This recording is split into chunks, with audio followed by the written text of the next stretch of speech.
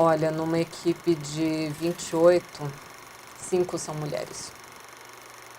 Não tem negócio de mimimi, você não tá naquela situação e quem tem que falar como que é a opressão é quem está sendo oprimido, né. Falou mimimi já não presta para mim, entendeu. Para quem quer número tá aí, a Ancine lançou um relatório de 2016, só 17% dos filmes de longa-metragem foram roteirizados ou dirigidos por mulheres brancas e 0% dos filmes dirigidos por mulheres negras. E eu acho que uma transformação ali de mentalidade, que aí é um rumo que mexe com tudo, né? No final das contas, eu acho que quando a gente está falando de machismo, quando a gente está falando sobre diversas formas de opressão, a gente está trabalhando com estruturas. Estruturas que têm que ser observadas de uma forma bastante abrangente e ampla.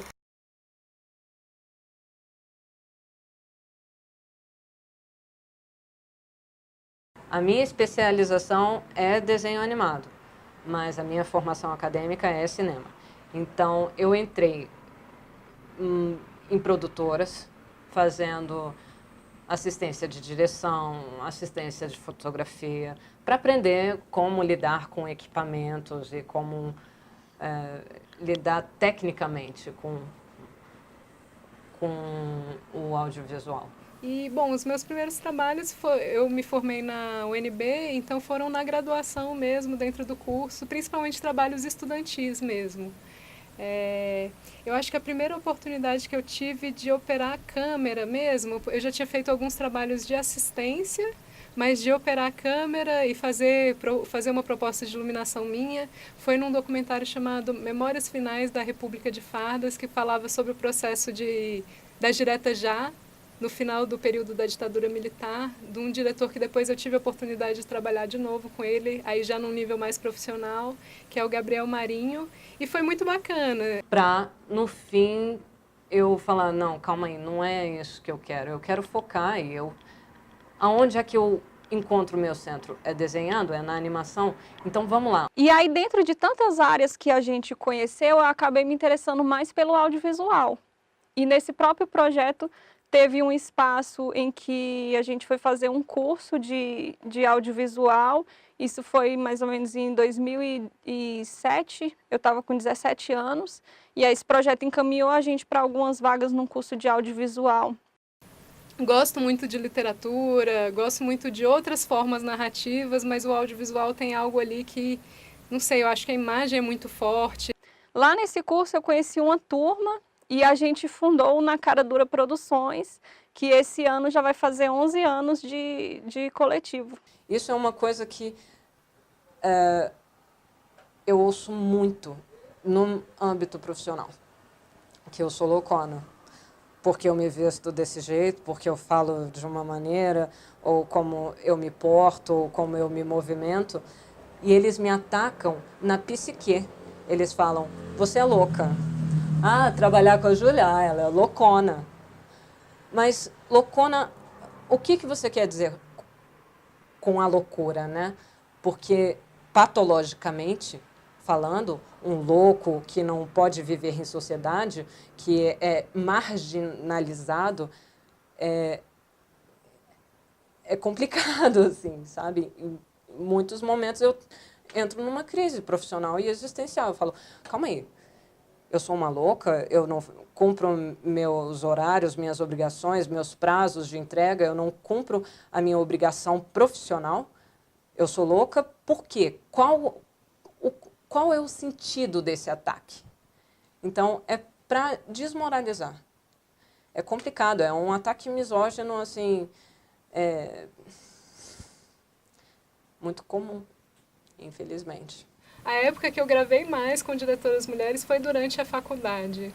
Então, o que acontece aí que quando você vai para o rumo profissional mesmo, que de repente essas mulheres ficam pelo caminho, né? De repente você começa a filmar só com diretores homens e tudo mais. Existe algo ali que a gente tem que identificar quais são essas forças que vão bloqueando, que vão vão construindo essa peneira que faz com que poucas pessoas passem e fiquem nessas funções criativas ali de direção, né? O Na Cara Dura só tem um homem.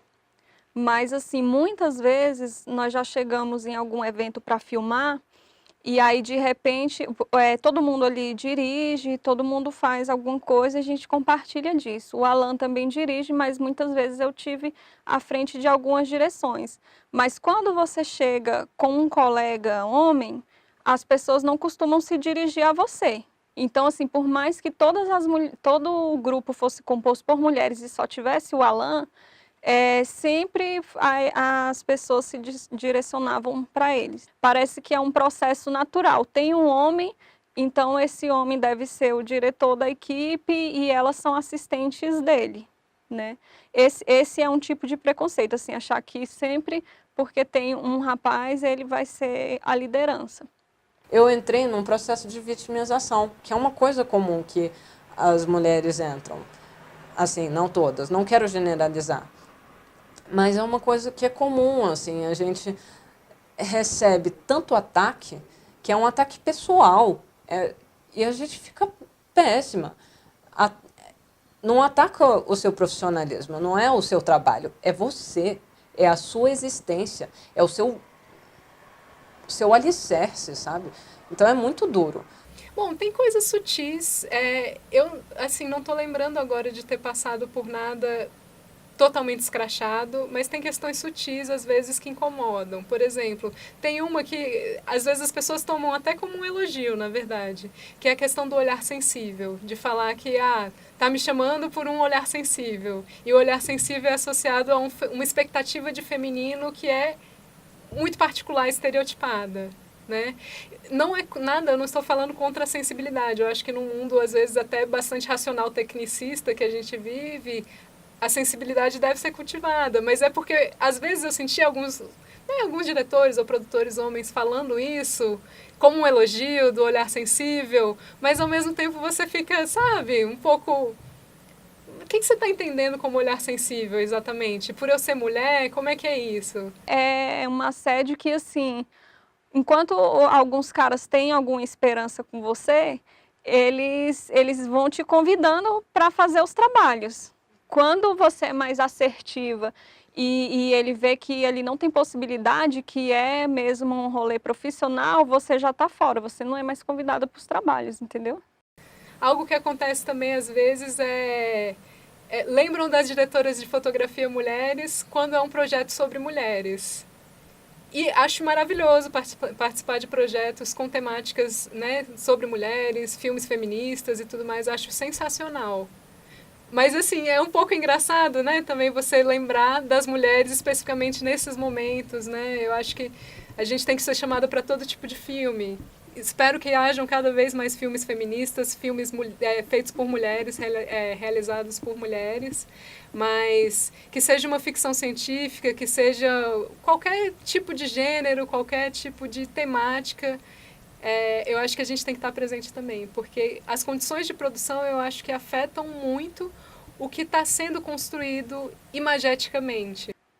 Se a gente está fazendo algum trabalho, a gente já chega se apresentando e já chega, sabe, se apresentando mesmo, ó, estou fazendo a direção e tal. Às vezes a gente acha que é arrogância, né? Mas é necessário, principalmente quando acontece esse tipo de situação. De eu chegar num evento e de repente a pessoa perguntar exatamente com essas palavras, você é mulher de quem?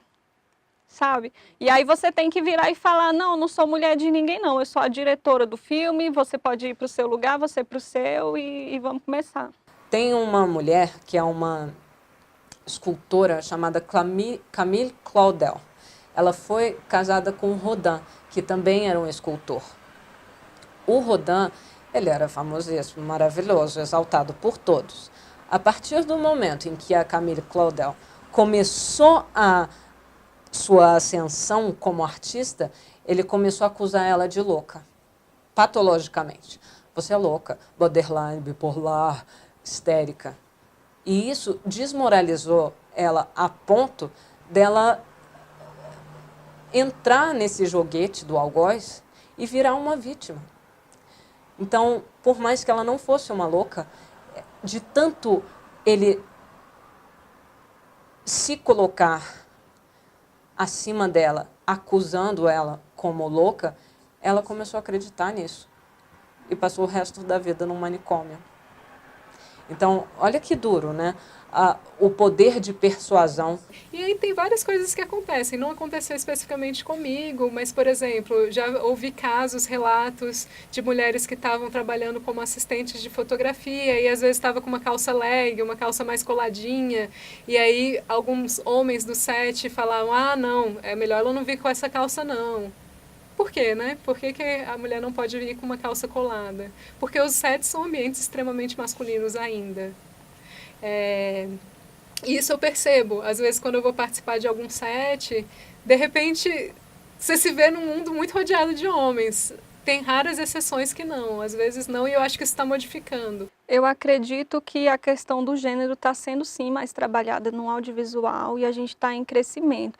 Principalmente porque hoje nós temos mulheres em alguns espaços de poder, nas secretarias, né? Apesar de todo o caos político, a gente ainda tem essa representatividade, mesmo que mínima, mas é importante. Se a gente tiver uma mulher na liderança da Ancine, se a gente tiver uma mulher na Secretaria de Cultura, já é força para a gente ocupar esses espaços. E eu acredito que muito se deve a isso, essas lideranças mulheres que conseguiram levar a nossa pauta e batalhar por esses espaços, por editais que contemplem o gênero e ser uma referência também para que a gente se encoraje a atuar e a continuar no mercado. Uma das questões eu coloquei já que eu acho que tem que ter políticas públicas efetivas. Então, por exemplo, teve um edital recente, eu não lembro se foi do MINC, que tinha cotas específicas para filmes dirigidos por mulheres, por pessoas negras, indígenas e etc. Então, eu acho que isso é um caminho, eu acho que isso é um caminho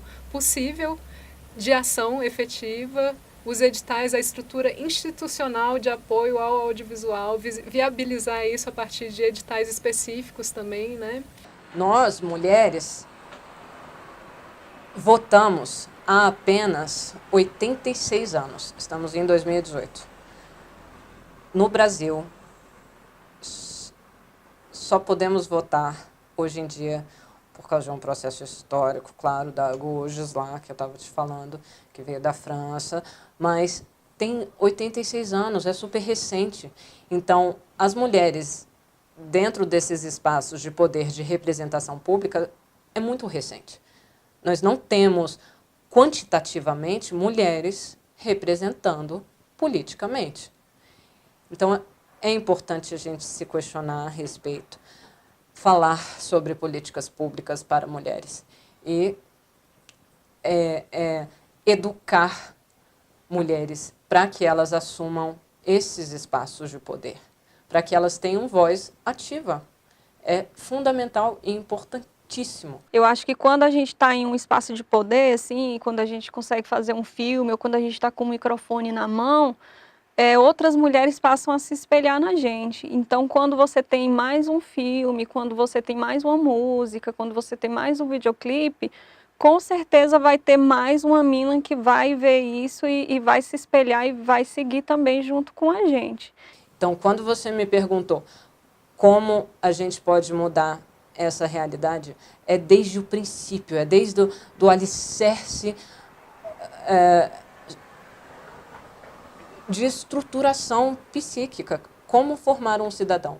Você tem que se firmar. Acho que para a gente ter alguma mudança, a gente tem que pensar nas crianças. Não é à toa que eu faço desenho animado também, que eu trabalho com ânima e desenho animado e o meu público-alvo é a criança. Para representá-las de alguma forma e falar, precisamos educá-las da melhor maneira possível, da maneira mais sensível, amorosa, gentil e agradável, para que o mundo seja um mundo melhor.